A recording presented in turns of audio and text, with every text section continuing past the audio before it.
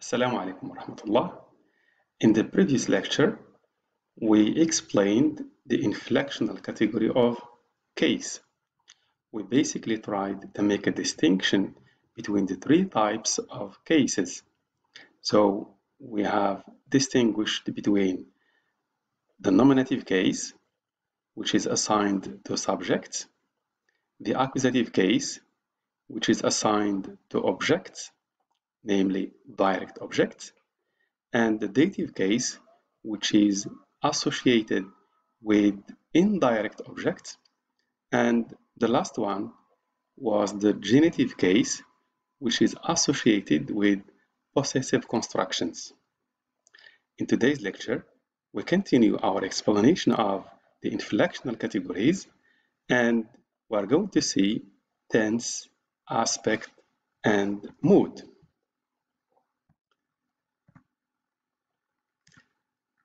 So tense, aspect, and mood are commonly abbreviated as TAM, and they are also called tense modality aspect, abbreviated as TMA.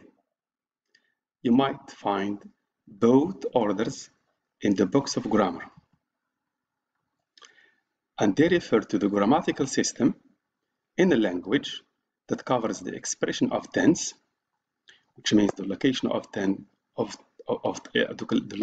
tense in the line of time, and aspect, which is about the continuous flow of time or the repetitive occurrence of actions, and mood or modality, which is about the degree of necessity, obligation, probability, ability, and so on.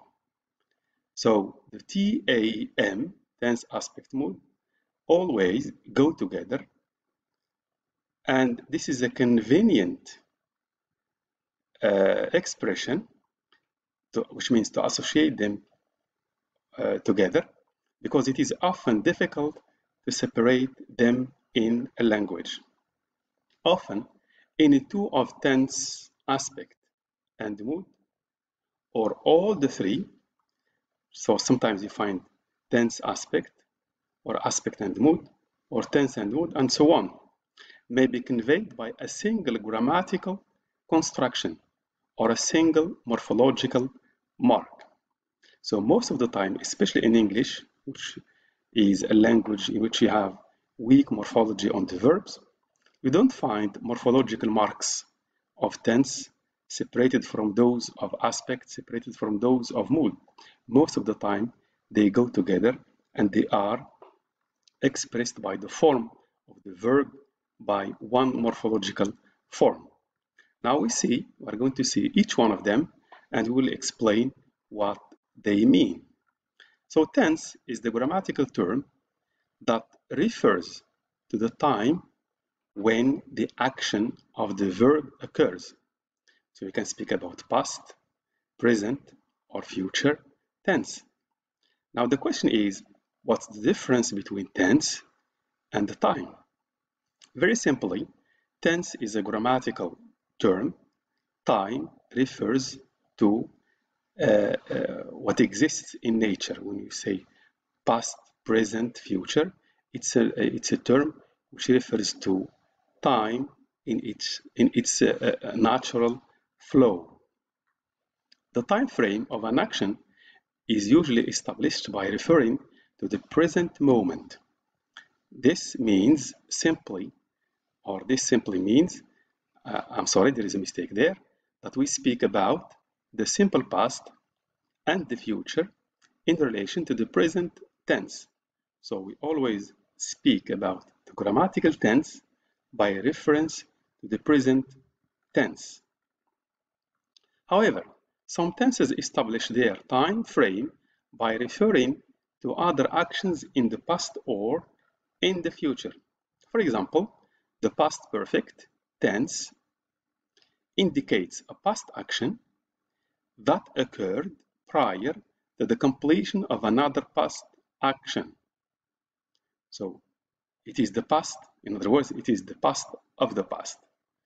you must always have a past action, and then when another action occurs before it, it is expressed by the past perfect.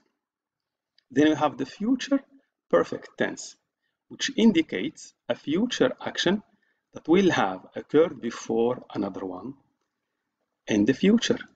You can say, for example, by next Monday, I will have finished with the course. So it means that when next Monday comes, which is the future, the action of delivering the courses will be finished. Aspect is the second inflectional category. Unlike tense, it is not concerned with placing events on a timeline. Rather, aspect is concerned with making distinctions about the kinds of actions that are described by verbs. So the action can be progressive, punctual, habitual, and so on. The most fundamental aspectual distinctions that exist are represented in many languages by the perfective aspect and the imperfective aspect. So essentially, the perfective aspect looks at an event as a complete action, whereas the imperfective aspect views an event as the process of a repeated or habitual event. So we say, for example, John is explaining the lesson. That, of course, is present tense. But the aspect of the action is continuous. It's imperfective. It's still going on. But when you say John explains the lesson, it's his habit. It doesn't mean that he is explaining the lesson all the time. It simply means that it's part of his job or part of his duty is to explain the lesson. So the tense is present, but the action can be habitual, it can be progressive, and so on. Now the following inflection category is mood. In grammar, mood is used to refer to a verb category or a form of the verb, which indicates whether the verb expresses a fact, the indicative mood, it is used to express facts, or a command, and this is called the imperative mood, or a question, it's called the interrogative mood, a condition, and it is called the conditional mood, or a wish or possibility, and this is expressed by the subjunctive mood. I will try to give examples for each of these. So the indicative mood is the most common and is used to relate facts and objective statements. You say, for example, Tammy gets up early in the morning. The verb gets up is in the present tense. It's an indicative mood. It just expresses a fact. It gives, or you can give a statement using the indicative mood. We can simply say that it is the mood which is neutral. The following type of mood is the subjunctive mood, which is used more commonly in French than in English. I mean, in French, it has a morphological mark, whereas in English, it does not have this morphological mark. It is used to express opinions and feelings, okay, or subjective thoughts. You can say, as an example, it is too bad that John's parents are dead, infected by COVID-19, for example.